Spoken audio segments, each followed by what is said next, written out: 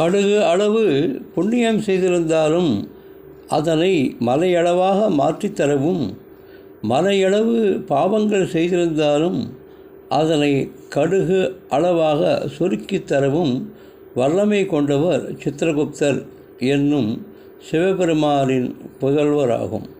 அவருடைய அவதார தினமான இன்று சித்ரா பௌர்ணமி. நாம் சிறார்களுக்கு அவர்கள் எழுது பொருள்களை நாம் வழங்க வேண்டும் மற்றும் அந்தணர்களுக்கு தான தர்மங்கள் செய்ய வேண்டும்.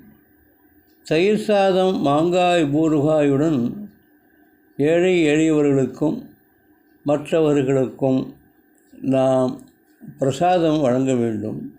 காஞ்சிபுரத்தில் உள்ள சித்திரகுப்தர் கோவிலுக்கு சென்று சித்திரகுப்தரை வணங்க வேண்டும்.